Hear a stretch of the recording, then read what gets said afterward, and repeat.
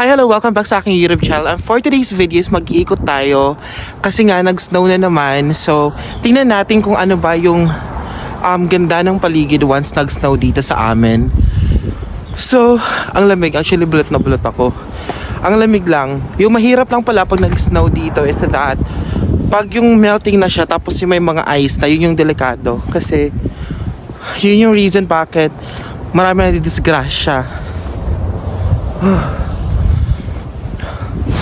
Sipunin pa ata ako. Kasi nga ang lamig mo siya. Di ko alam yung yung weather kung ano dito. Pero may isang araw kasi nag-snow. Tapos kagabi na naman nag-snow. Pero yung iba naman is melting na siya. So hindi na siya ganun kadami. Nagme-melt na yung iba.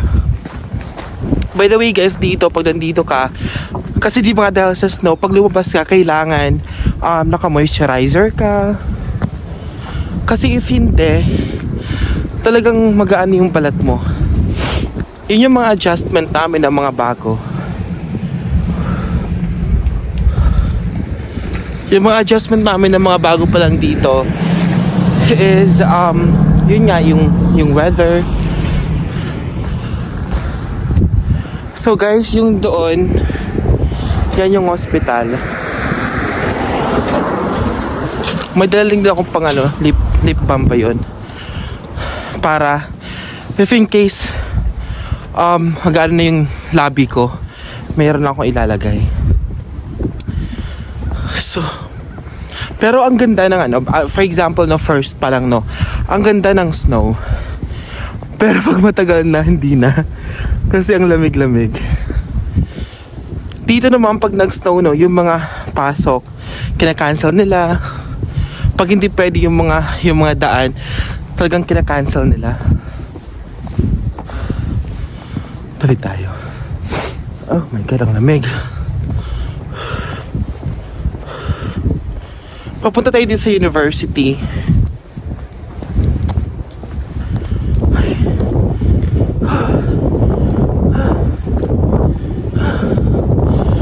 Itong mga nasa paligid yun ng mga bahay, ito yung mga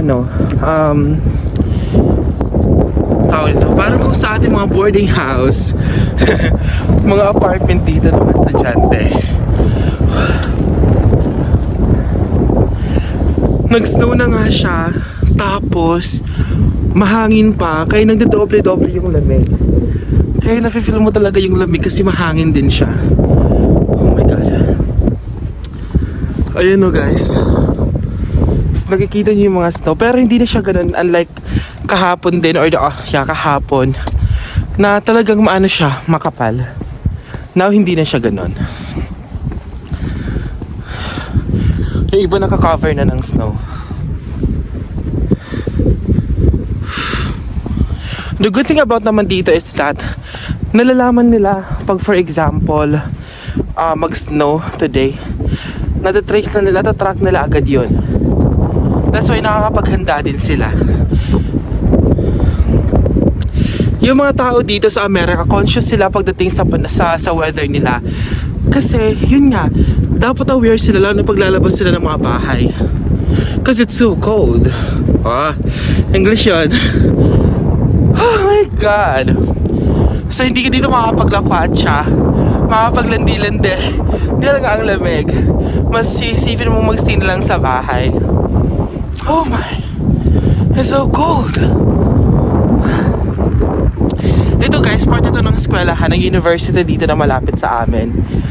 Yung mga dito sa university na to, yung iba is from different state, pang iba-ibang mga cities pa sila. They just go here para mag-aral. Ay, lamig. Diyos ko, para tayo, alam niyo yung mapasok kayo sa freezer, ganon yung lamig. Ganon yung lamig niya guys. As in, malamig. Punta tayo sa university.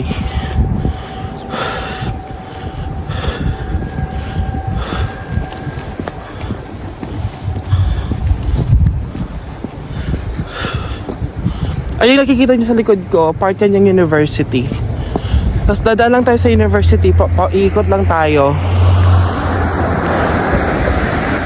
Guys, ang university dito, talagang malaki siya, as in malaki. And maganda nga kasi marami silang yung, anong tawag ba doon? Comment down below kung ano yung tawag. Oh, mga lalaki dahil.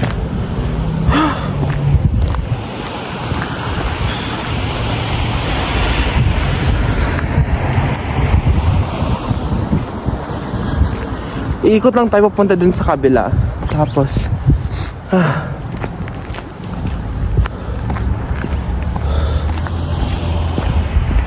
tapos mag-go na tayo sa Parmay.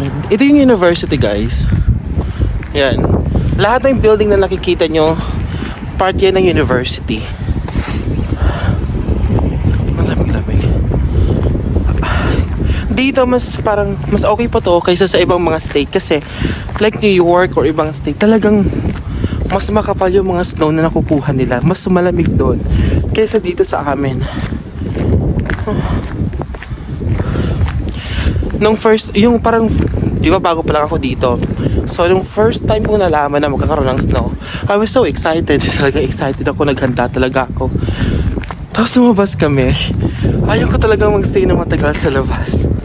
Panglamig. Pero na gusto kong makita nyo kung gaano kaganda. Maganda siya. Kung sa visual, kung sa titingnan lang natin, maganda siya. Pero yun lang, ano lang kasi super lamig eh. Balot na balot tayo for today's video. Ay, mga lalaki akong makakasalubong. Bawal maglandi, may asawa na. Pero naman, tingin-tingin lang. So di ko alam if ano to, may smoke sila.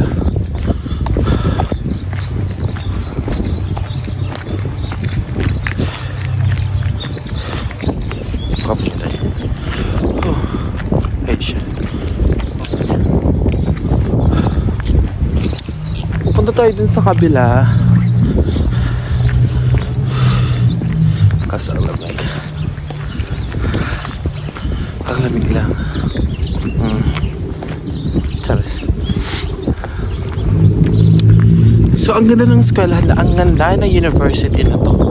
I mean, if I'll be given a chance, Miss Universe yun. If I'll be given a chance na mag-aral, gusto ko mag-aral din dito. Marami silang courses na no-offer. So, kaso, hindi ko lang alam if kaya ko ba. Charis. Pero syempre, as a Filipino, lahat ng pagsubok, lahat ng pinagdadaanan natin ay kaya natin.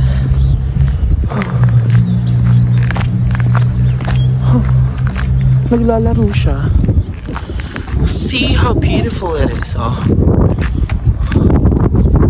Ang ganda.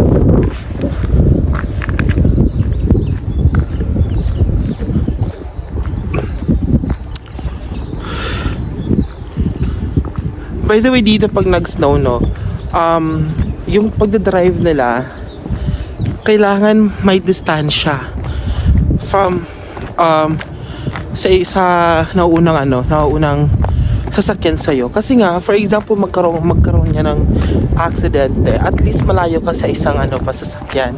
Hindi kayo agad magbabanggaan.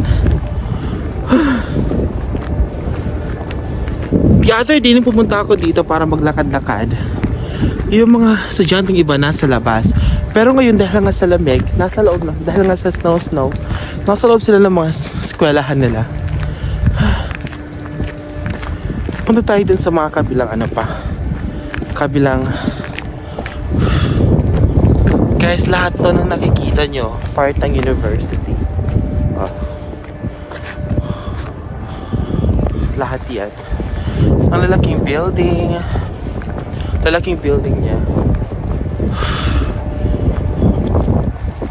It's cold. Pwede naman ata ako dun sa kabila. Or paano? Hindi ko alam.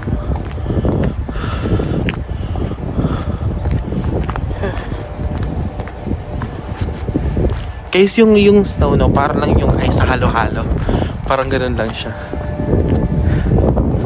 Ice na halo-halo.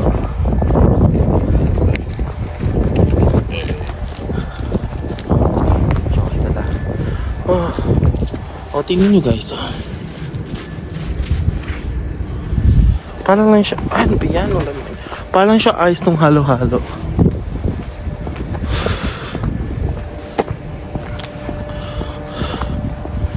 Ang laki ng university na to. Yung pangalan ng university na to is Tennessee Technological University. Pero yung University of Tennessee ata, sa Knoxville naman siya, which is nasa 2 hours or 3 hours away from dito sa amin. Ano alam nyo guys, dito yung mga estudyante, di ba kasi for example, after yung mga classes nila, what they does, comment down below. Yung ginagawa nila is part-time job. So, parang sa atin din sa Pilipinas, di ba marami nagpa-part-time job sa mga fast food? Ganun din sila dito. Yung mga estudyante is that din sila. Nagpa-part sa sideline. Parang ang bastos naman ng sideline. Nagpa-part-time sila sa mga fast food. So, ipupunta ka sa mga fast food dito, yung makikita mo is mga bata pa, mga estudyante. But then again, hindi naman lahat. Di ba dati nakikita lang natin to sa mga movies, na ganito yung mga building. And pag makita mo siya sa personal, talagang maganda siya. Yung, wait lang. Iniisip ko yung word na tama. But then see, ayun yung basurahan nila. Kasi di tayo pwede mag-dumpster dive dito. Kasi bawal dito sa city namin. Oh, ako may-ari ng city.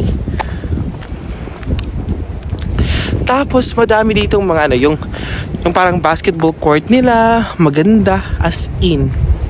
Oh, see guys. Lahat 'yan. So cold. Lahat 'yan guys, maganda. Pero hindi ko lang alam if nasa magkano yung dito. Hindi ko lang alam if nasa magkano yung mga binabayaran nila dito. Pero marami din dito mga international students. Kasi may mga nakikita ko mga international students sila. Guys. Diba ang ganda? By the way, pag nandito ka pala sa Amerika, kailangan mo i-make sure na nasa tamang daan ka. And then, sila dito, yung mga nag-drive naman is mababait naman sila. So pag alam lang patawid ka, pinapauna ka naman nila. Meron din dito na pagtatawid ka is may pipindutin ka lang para ma-notify yung mga driver na mag-stop sila. Parang sa stoplight.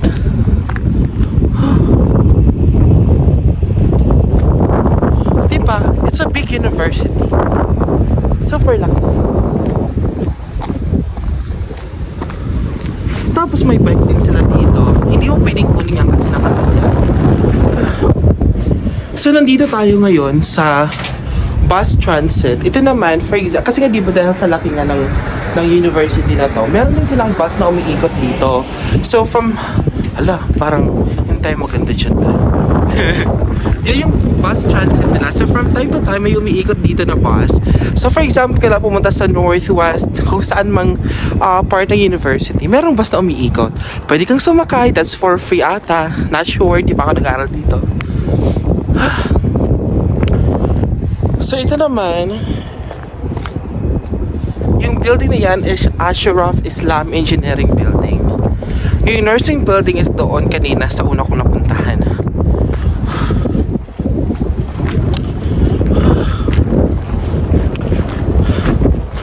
Kaya natin to. Malayo pang ikutin natin.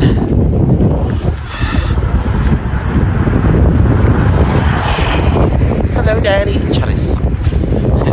Daddy tayo. Tapos sinumpag tayo. Kaya natin to, guys.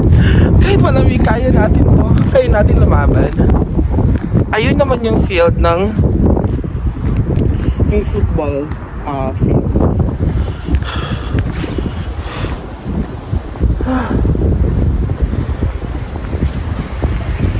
Punta ako din. Need to go there sa kabilang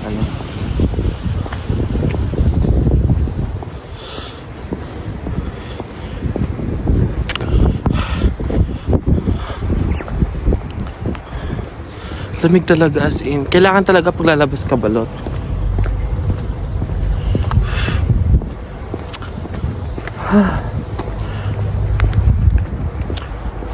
Guys, comment down below kung gusto niyo bang ma-experience ng snow. Papadalan ko kayo nasa plastic na snow. Feeling ko matutunaw siya. Ngayon, nagme-melt na yung yung mga snow. Nagme-melt na siya kasi dahil ata sa sa panahon. But then, madami pa din siya. Yung kailangan na i-melt, madami pa din siya. Ito pala yung library nila. Wait lang. Yan yung library nila, guys.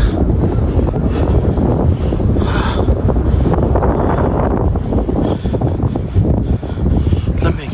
Ito yung library nila, malaki.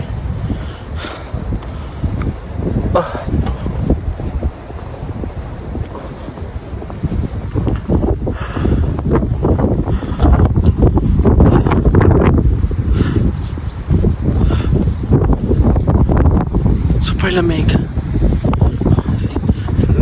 Nung walang snow masyado, ang dami naglalakad sa labas. Pero ngayon, wala kang makikita naglalakad sa labas. Nilalamig sila. Malamig kasi Pero may naman may sun. So, feeling ko, in the next few hours, magme-melt na din yung snow na to.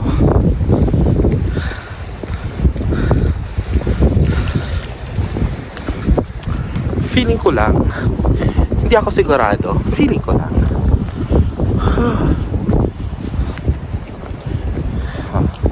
Pabalik tayo sa kabila tapos jubi na tayo. So malamig. So malamig.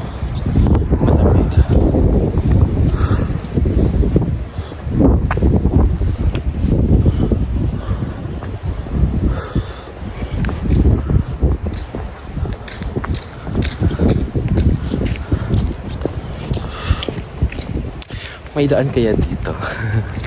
Oh, may meron nandun. Oh my God. Lamig.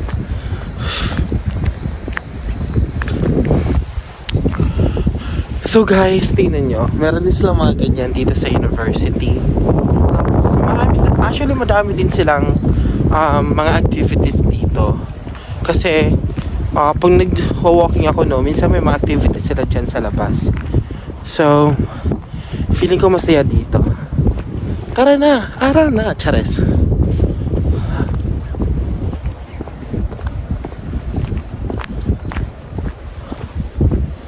Ang lamig. Pero ganito nga siya. Oh, feeling ko marami ako nakikita tao na naglalakad. Pero, so, nilalamig na ako ng bongga. So, uwi na ako. Pero guys, ang ganda sa mata. Pero pag malamig na, parang ayaw nyo na. Parang sa una lang, sa pagmamahal, ang sweet. Pero pag matagal na, parang ayaw mo na. Guys, thank you so much sa lahat mga nanonood ng aking vlog. And maraming salamat sa mga nagsusubscribe, sa nagko-comment. Guys, share nyo yung vlog ko para mas dumami tayo. Thank you so much everyone. Mahal ko kayo. Miss Universe yun. Bye.